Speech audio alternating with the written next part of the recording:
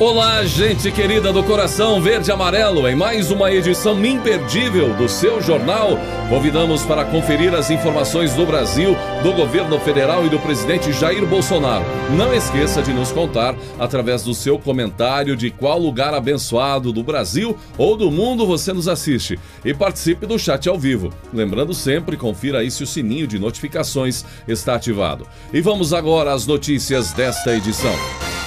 O presidente Jair Bolsonaro revelou a pessoas próximas que está muito bem e com uma imensa vontade de voltar às atividades regulares da presidência.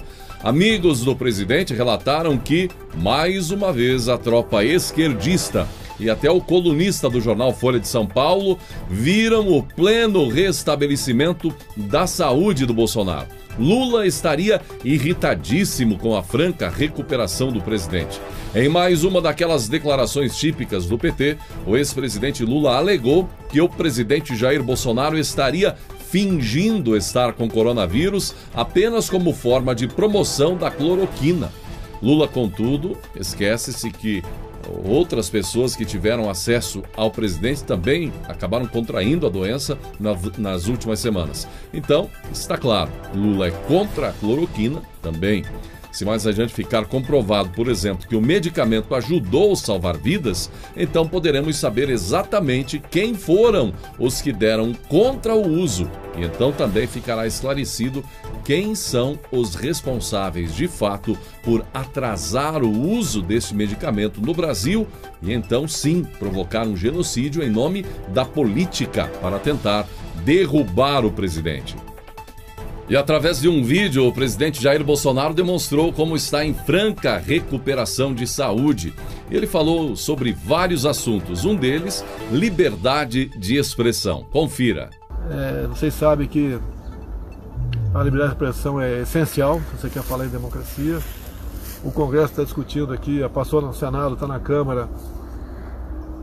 Seria a lei dos fake news, eu acho que é mais uma maneira de botar limites na liberdade de expressão. Não tem que ter limites, para entender. Se alguém se vê prejudicado, aí tem aí, entra na justiça, existe aí, está previsto calúnia. O que mais é, Major? Difamação, injúria. Injúria, tá? Já tem os argumentos, tem que inventar mais nada não, porque você nunca vai saber qual é o limite. E vai virar um terreno onde você vai perder a liberdade, você não vai poder mais se manifestar sobre nada, tá? E essa liberdade de expressão, essas mídias sociais que me botou aqui na presidência. Tá certo? Se foi bom ou ruim, é cada um que decida e pensa da melhor maneira. Agora, estamos fazendo o melhor para o país, não é fácil. Eu perdi minha liberdade completamente, mas não estou reclamando disso, sabia das consequências. Estamos aí numa pandemia que, no meu entender, mata muita gente, sim. Tá? Mas, por outro lado, não podemos esquecer que o desemprego, a queda da economia também leva à morte. E desde o começo lá atrás eu dizia que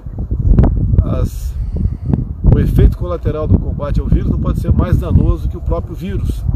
Temos um problema com a economia pela frente, estamos trabalhando nesse sentido, estamos começando a pagar agora a quarta parcela do auxílio emergencial. A pessoa fica agoniada aí, né?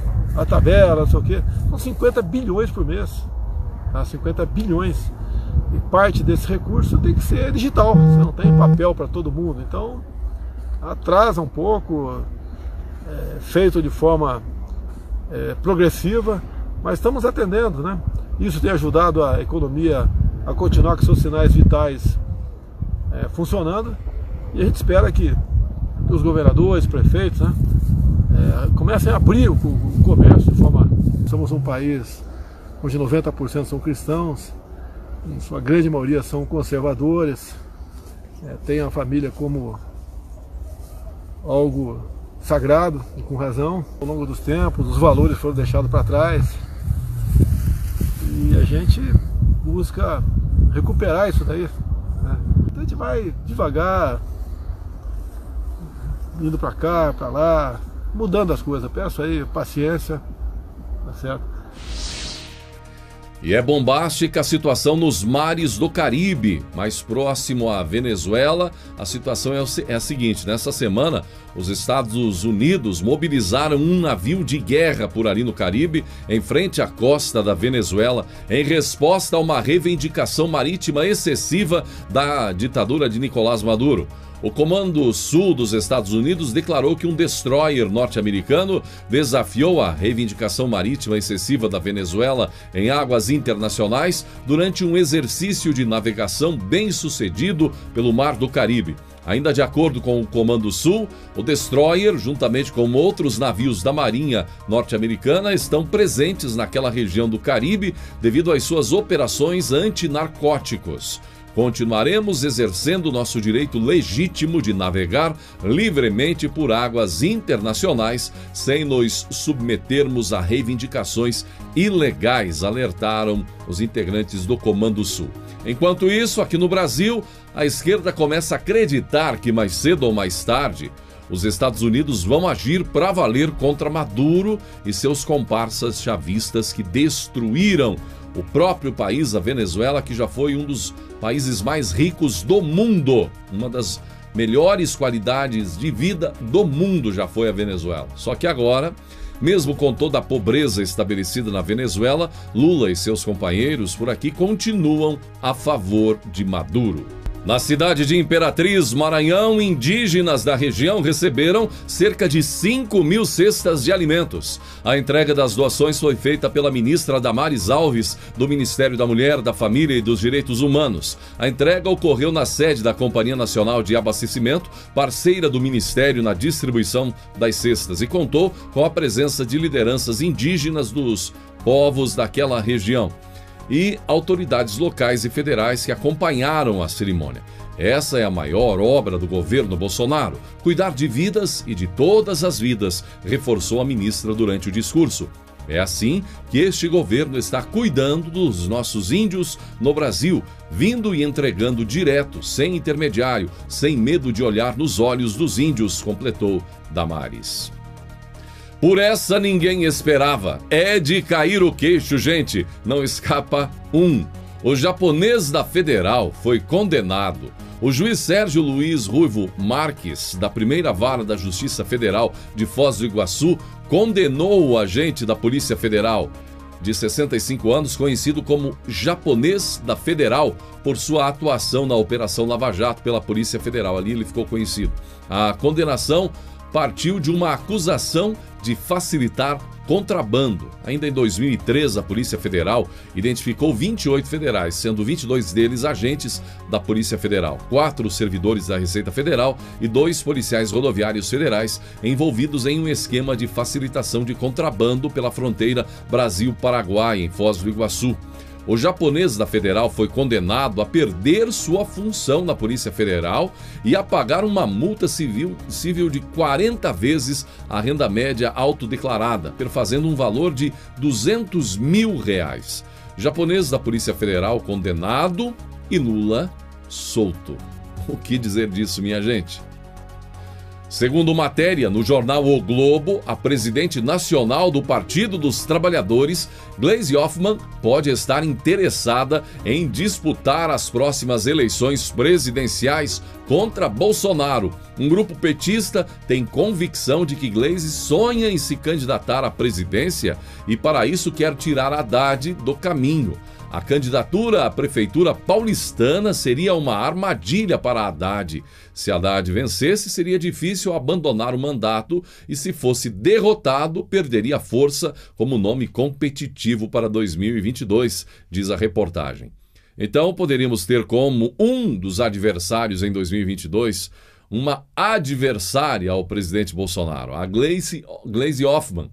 E um ex-deputado disse o seguinte: do jeito que a Globo anda, não apenas vai se ajoelhar e pedir perdão ao PT, como ainda vai apoiar a candidatura presidencial de Gleisi Hoffmann. Farão o que puderem para derrotar Bolsonaro em 2022. Mas cá entre nós, gente, será? Globo, PT e Gleisi, unidos, conseguiriam vencer Bolsonaro? E você ficou indignado com os excessos de alguns governadores que mandaram prender cidadãos em nome da pandemia?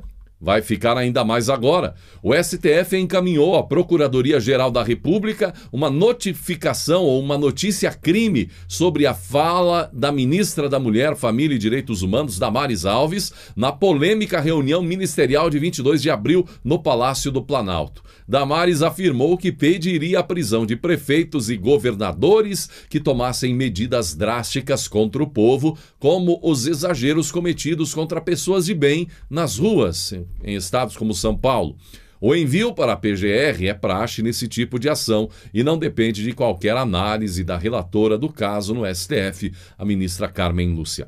Agora, a Procuradoria vai avaliar se há elementos que justifiquem a abertura de uma investigação para apurar a conduta da ministra do governo Bolsonaro.